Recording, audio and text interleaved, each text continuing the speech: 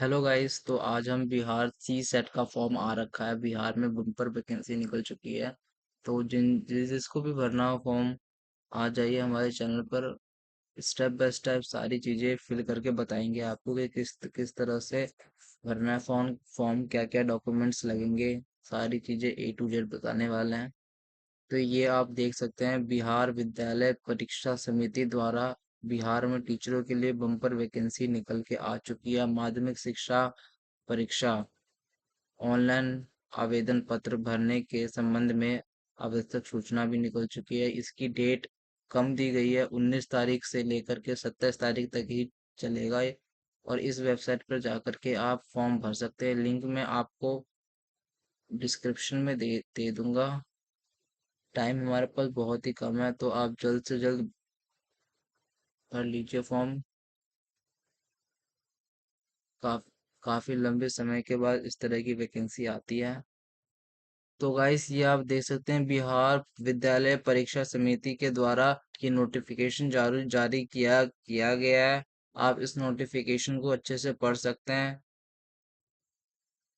क्या क्या इसकी एज लिमिट, क्या क्या क्राइटेरिया है।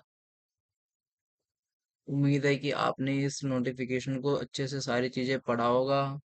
और इसमें ये भी बता रखा है कि कितने मार्क्स का पेपर होना है, क्या पैटर्न रहने वाला है पेपर का, कब कब डेट ऑफ एग्जामिनेशन है, कौन कौन से सब्जेक्ट आप इसमें सेलेक्ट कर सकते हैं। जैसे यहाँ पे दे रखा है physics, chemistry, economics, commerce, geology, botany and maths. ये सारे सब्जेक्ट आप पढ़ा सकते हैं। तो तो उम्मीद है कि आपने ये सारी सारी चीजें, पैटर्न वगैरह सारी चीजें पढ़ लिया होगा अच्छे से। लिंक में आपको नोटिफिकेशन का डिस्क्रिप्शन बॉक्स में दे दूंगा।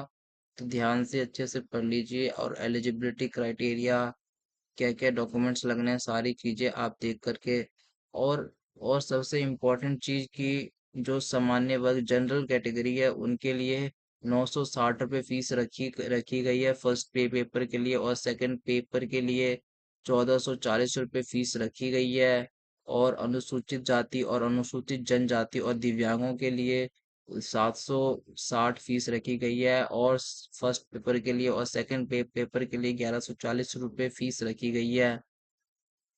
और ये examination CBT mode on CBT computer based test होने वाला, इसमें नॉर्मलाइजेशन की भी प्रक्रिया होगी।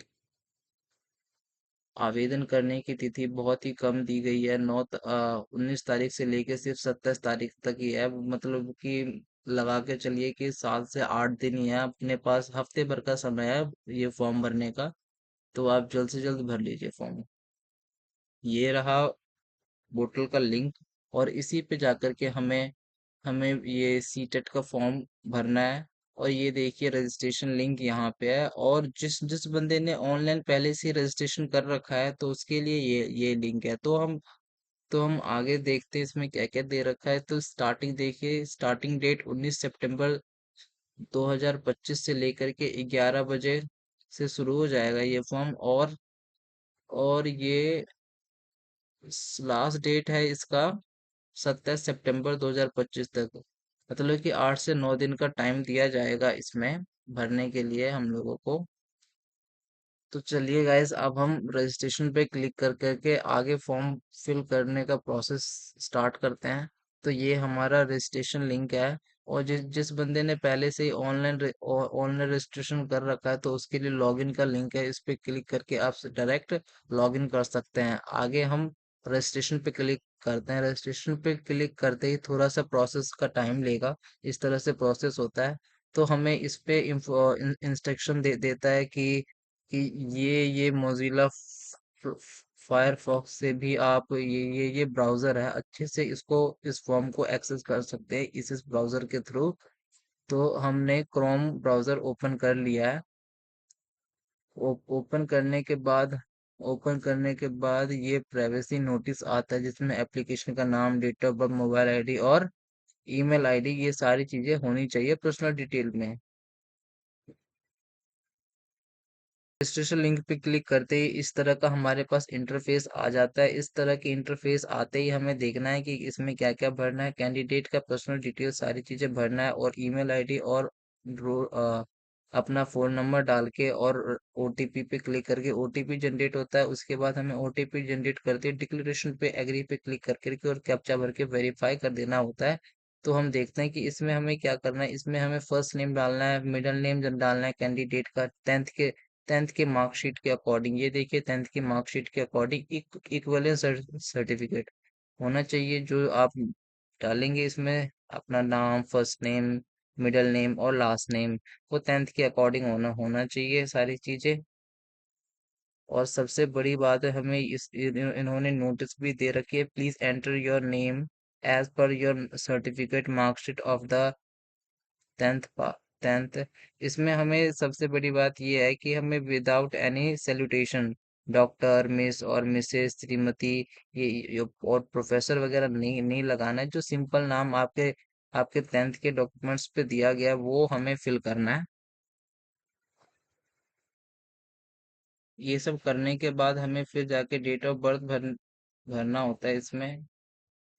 डेट ऑफ बर्थ आप यहाँ से भर सकते हैं, जो भी आपका सिलेक्टेड डेट ऑफ बर्थ है उसके अकॉर्डिंग, और उसी के अकॉर्डिंग आपका यहाँ पे एज, मंथ और डेज भी आ जाता है, आप कितने साल के हो चुके हैं। और इसी के बाद हमें नीचे नीचे स्क्रॉल करके आना है। स्क्रॉल करते करते आते हुए हमें यहाँ पे जेंडर में मेल, फीमेल और ट्रांसजेंडर जो भी है वो डालना है। और इसके बाद हमें नेक्स्ट पे मोबाइल नंबर, जो एक्टिव मोबाइल नंबर है वो डालना है। और फिर वही active active mobile number, same mobile number हमें यहाँ पे पर भी डालना है, ताकि ये अच्छे से सारी चीजें वेरीफाई कर सके। हमें कोई दूसरा मोबाइल नंबर यूज नहीं करना, सेम मोबाइल नंबर और सेम ईमेल आईडी जो आप यहाँ पे फिल करेंगे वो भी आपको यहीं पे फिल करना है।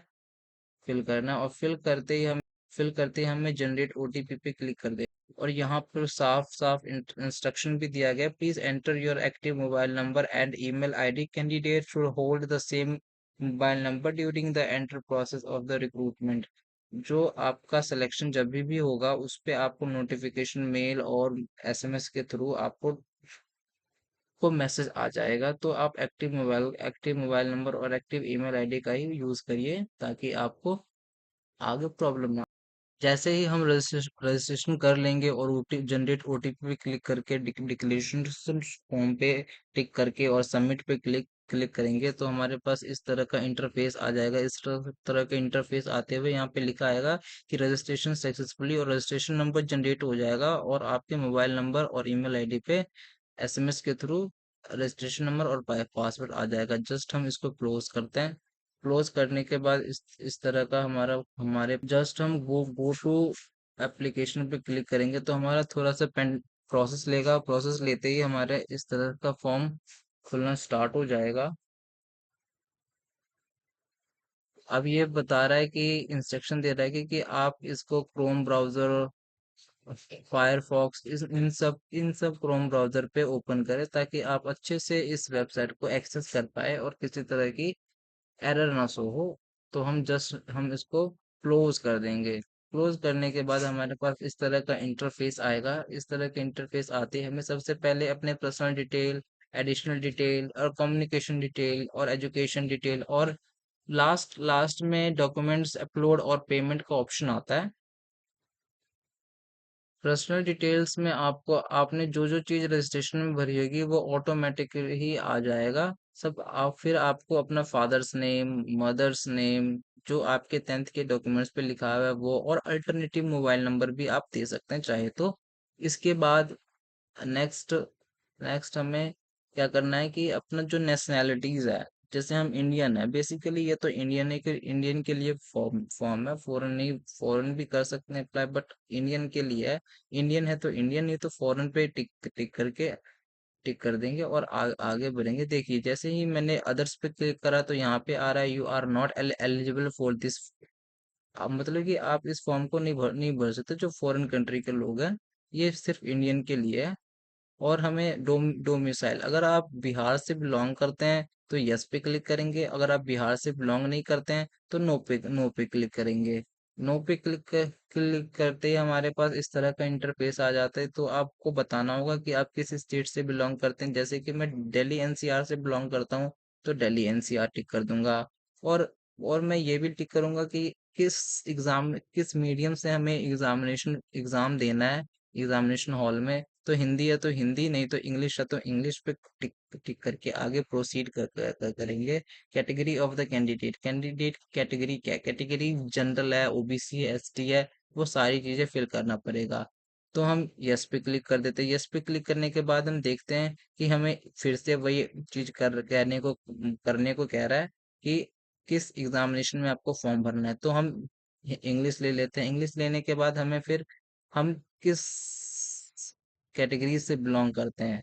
देखिए, जनरल कैटेगरीज है, बीसी मतलब बैचलर क्लास, एससी, एसटी और ईबीपीएस, ये सारी कैटेगरीज है। आप जिस कैटेगरी से भी बिलोंग करते हैं वो कैटेगरीज फिल करेंगे। फिल करने के बाद हमें हमें ये आपको ये भी बताना होगा कि आप किस डिस्ट्रिक्ट से बिलोंग करते हैं। जैसे कि मैं दरभंगा से बिलोंग करता हूँ, तो दरभंगा पे टिक कर दूंगा। टिक करने के बाद हमें हमें फिर नीचे आ जाना है, स्क्रॉल करते हुए अब हमें नेक्स्ट में अपनी बैंक्स डिटेल्स फिल करनी है। जो कैंडिडेट है उसकी बैंक डिटेल डालनी है, ना कि किसी दूसरे अदर पर्सन की।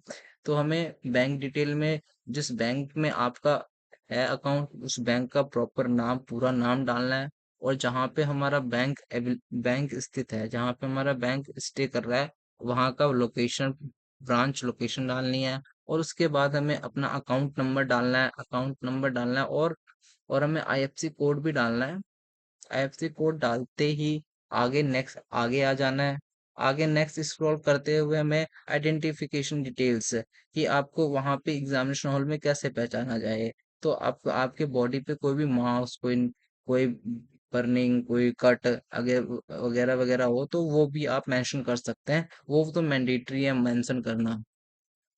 देखिए, जैसे कि यहाँ पे भी नोटिस दे रखा है, minimum one identification marks is mandatory, मतलब कि आपको एक ना एक, कोई ना कोई, आपको अपना आइडेंटिफिकेशन मार्क्स दिखाना ही पड़ेगा, अदरवाइज नहीं चलेगा। तो अब हम आगे आ जाते हैं। आगे क्या मांग रहे हैं हमसे? Do you have pan card? अगर आपके पास पैन कार्ड है तो यस पे क्लिक करेंगे। यस पे क्लिक करते हुए हमारे पास इस तरह का इंटरफेस आ जाता है। इस तरह के इंटरफेस में हमें पैन कार्ड नंबर, जो आपके पैन कार्ड नंबर है उस पे अपना पैन कार्ड नंबर, ना कि किसी दूसरे पर्सन का पैन कार्ड नंबर डालना है। पैन कार्ड नंबर डालते ही जो पैन कार्ड पे आपका प्रॉपर नाम होगा, पूरा नाम विद अच्छे से स्पेलिंग के, अगर कैपिटल है तो कैपिटल, स्मॉल है तो स्मॉल, वैसे ही डालना है। ठीक है, और फिर आगे देखिए क्या लिखा हुआ है, do you have driving licence? अगर आपके पास ड्राइविंग लाइसेंस है तो वो भी देना है। ड्राइविंग लाइसेंस में pan card number, pan card के ऊपर क्या नाम है वो देना है। फिर आपको ड्राइविंग लाइसेंस के ऊपर एक नंबर होता है, वो भी मेंशन करना पड़ेगा। और ड्राइविंग लाइसेंस के ऊपर आपका क्या नाम है, और किस डेट को आपका ड्राइविंग लाइसेंस इशू करा गया, वो भी डालना है। और किस वैलिड अथॉरिटी ने, आईटीओ ने इशू करा है, वो भी आपको डालना पड़ेगा। ठीक है, इसके बाद हम नेक्स्ट पे आ जाते हैं। नेक्स्ट पे आते ही हमें हमें कह रहा है, do you have voter card? ये देखिए यहाँ पे लिखा हुआ है, डू यू हैव पासवर्ड? तो हम पासवर्ड पे भी क्लिक करेंगे। तो वोटर कार्ड का नंबर, वोटर कार्ड पे क्या नाम है आपका वो, पासवर्ड नंबर, पासपोर्ट जो होता है ना उसका नंबर, और पासपोर्ट पे क्या नाम है वो, और डेट ऑफ इशू, किस डेट को आपका पासपोर्ट इशू करा गया वो भी डालना है। और किस डेट को आपका पासपोर्ट एक्सपायर है वो भी डालना है। वो भी डालना है। एक देखिए, ऐसा सीधी सी बात है कि आपको एक आईडी प्रूफ देनी पड़ेगी, इन सभी में से कोई एक। अगर आपके पास इन सभी में से कोई एक भी नहीं है, तो आप इस पे do you have other other valid ID card, आप इस पे भी क्लिक कर सकते हैं। इस पे क्लिक करते ही, यस पे क्लिक करते ही अपने पास इस तरह का इंटरफेस आ जाता है। इस तरह के इंटरफेस में आपको जो आईडी कार्ड का क्या टाइप है, Aadhaar card, pan card, voter card, वो डालना है। और उसका नंबर डालना है। नंबर डालते ही हमें, नंबर डालने के बाद फिर आपको इस पे क्लिक करते और सेव पे क्लिक कर देना है और आगे बढ़। उसके बाद नेक्स्ट पे क्लिक करते ही हमारे पास इस तरह का इंटरफेस आ जाता है। तो यहाँ पे हमें बताने की कोशिश कर रहे हैं कि अगर आप एक्स सर्विसमैन हैं तो यस पे क्लिक करेंगे। यस पे क्लिक करते ही हमारे पास इस तरह का इंटरफेस आ जाता है। इस तरह के इंटरफेस आते ही हमें किस डेट को आपने ज्वाइनिंग करी थी, डेट ऑफ रिटायरमेंट क्या है, ठीक है, ये सारी चीजें मेंशन करनी पड़ेगी आपको। और फिर नो नो पे, हम नो पे, जैसे हमारे पास कोई नहीं है एक्स सर्विसमैन, तो हम नो पे क्लिक करेंगे। और आप कोई बेंच मार्क डिसेबिलिटी यानी कि विकलांग हैं, तो आप यस पे क्लिक करेंगे। यस पे क्लिक करते ही आपको ID types of identity, type of, ये सब डालना पड़ेगा आपको। आप देख नहीं सकते, विजुअल डिसअपियर है, हेयरिंग लॉस है, तो मेंटल डिसऑर्डर है, ये सारी चीजें आप किस टाइप का है आपका, तो वो आपको बताना पड़ेगा। तो हम नो पे क्लिक करेंगे। नो पे क्लिक करते ही हमें हमें आगे प्रोसीड करना। आगे प्रोसीड करने के लिए हमें से, अगर आपको आपको लगता है कि पर्सनल डिटेल में कोई गलती है, मिस्टेक है, तो आप फिर से बैक पे जा करके आगे करेक्शन या एरर को फाइंड आउट करके उसको करेक्ट कर सकते हैं। तो हम, हमारे फॉर्म में किसी प्रकार की गलती नहीं है, तो हम आगे नेक्स्ट, सेव नेक्स्ट पे क्लिक करेंगे। सेव नेक्स्ट पे क्लिक करते हुए हमारे पास ऊपर लिखा आ रहा है डाटा सेव सक्सेसफुली।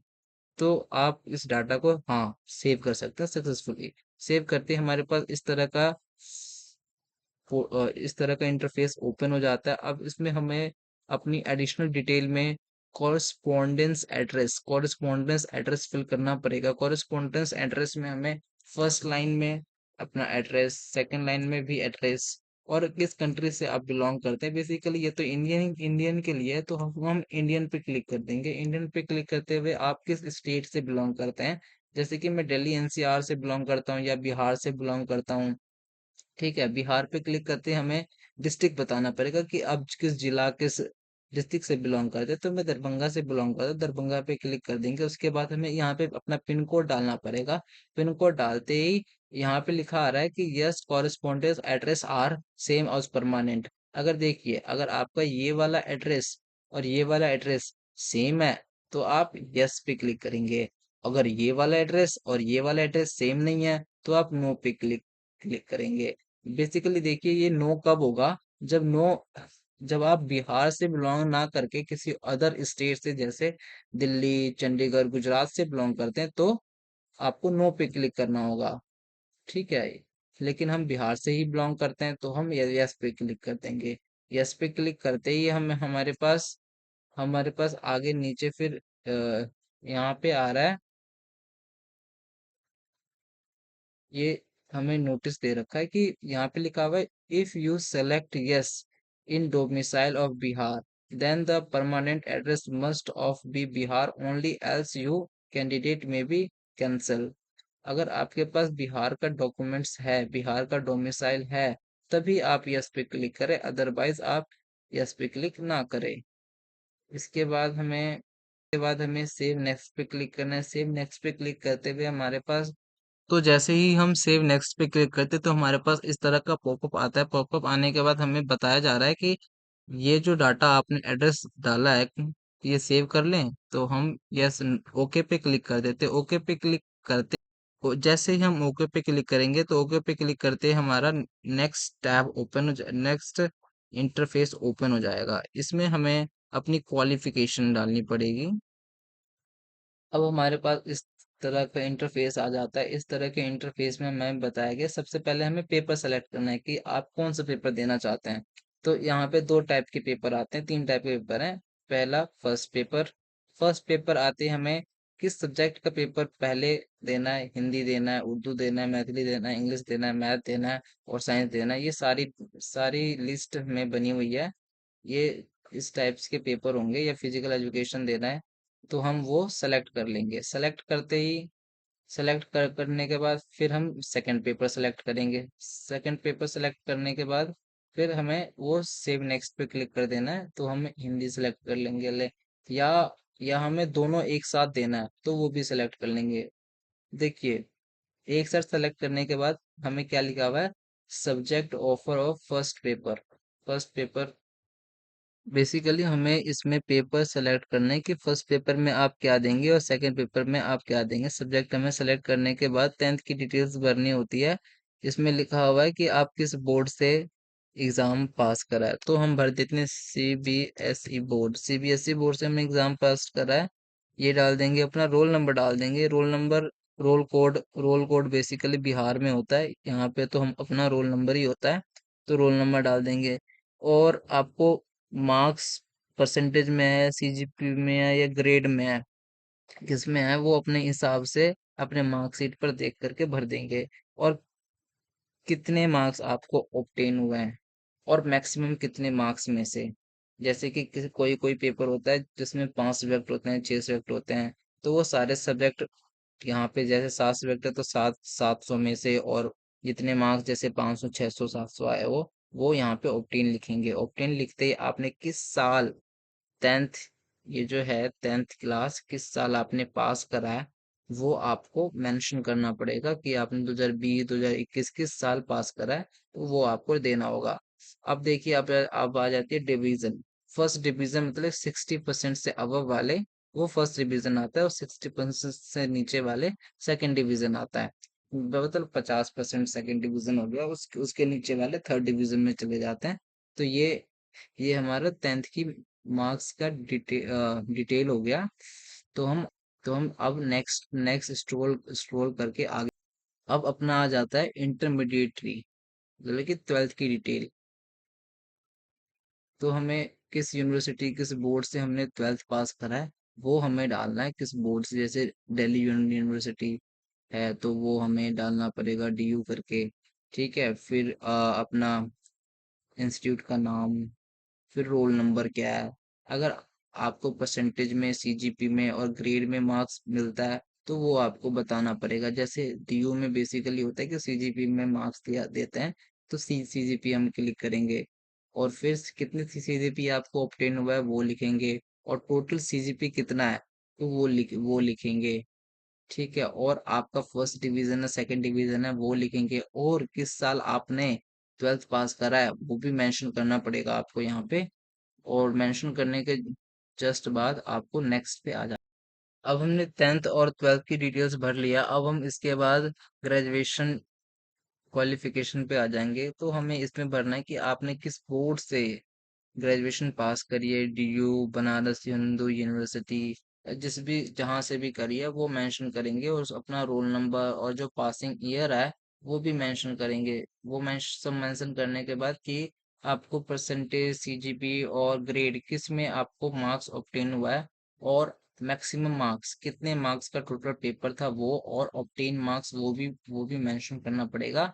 और फिर जाके आप हम अपनी अपनी सारी एजुकेशन डिटेल डालने के बाद इस तरह से सबमिट करते हैं, तो हमारे पास इस तरह का पॉपअप आता है। पॉपअप आते ही हमें इस ओके पे क्लिक कर देना है। क्लिक करते ही हमें हेलो, ठीक है गाइस, तो हम इस तरह का हमारे पास इंटरफेस आ जाता है। फिर हम यहाँ पे लिखा हुआ है, सबसे पहले हमें फोटो अपलोड करना है। Upload the scan copy of the recent photo, मतलब रीसेंट फोटो ही अपलोड करना है। जैसे हम इस पे क्लिक करेंगे तो हमारे पास इस तरह का इंटरफेस आ जाता है। यहाँ पे हमें बता रखा है कि फोटो मिनिमम 80 KB से लेके मैक्सिमम 200 KB के इसी इंटरवल के बीच में होना चाहिए। और फॉर्मेट फोटो का जेपीजी और जेपीईजी फॉर्मेट होना चाहिए, और डीपीआई 200 होना चाहिए।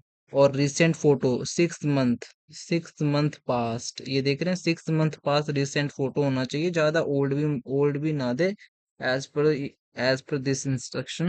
अब हम इस पे क्लोज करके अब नेक्स्ट पे देखते हैं कि क्या मांग रहा है। ठीक है गाइस, अब हम अपलोड योर स्कैन सिग्नेचर, इस पे क्लिक करते ही हमारे पास इस तरह का इंटरफेस आ जाता है। इसमें हमें बताया गया है कि जो सिग्नेचर का साइज होना चाहिए मिनिमम 50 KB और मैक्सिमम 200 KB के बीच होना चाहिए। और वो भी फॉर्मेट इसका क्या, जेपीईजी और जेपीजी फॉर्मेट होना चाहिए। और जो आप सिग्नेचर करेंगे वो श- वो ब्लॉक लेटर में, इंग्लिश के ब्लॉक लेटर में नहीं होना चाहिए। जैसे हम सिग्नेचर सिंपल करते हैं वैसे सिग्नेचर होना चाहिए, तभी आपका ये डॉक्यूमेंट्स अप्रूव करेंगे। और फिर हम अपना नेक्स्ट भी देख लेते हैं कि अगला क्या करना है। अगले में हमें 10th की सर्टिफिकेट, फिर 10th का सर्टिफिकेट मार्कशीट, और 12th की सर्टिफिकेट और 12th का मार्कशीट, ये सारी चीजें अप्लोड। फिर ग्रेजुएशन की मार्कशीट, मतलब कि काफी सारी चीजें दे रखी है जो जो रिलेवेंट है, ये सारी चीजें हमें अपलोड करनी पड़ेगी। तो चलिए गाइस, एक एक करके सारी चीजें हम अब अपलोड करते हैं, और अपलोड करने के बाद देखते हैं कि हमें नेक्स्ट स्टेप में क्या करना है। तो गाइस जैसा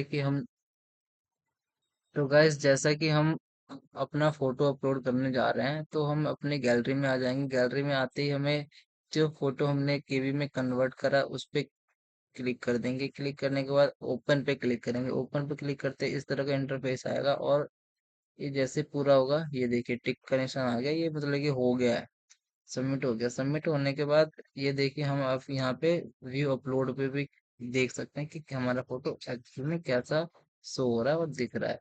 अब नेक्स्ट आता है स्कैन सिग्नेचर्स।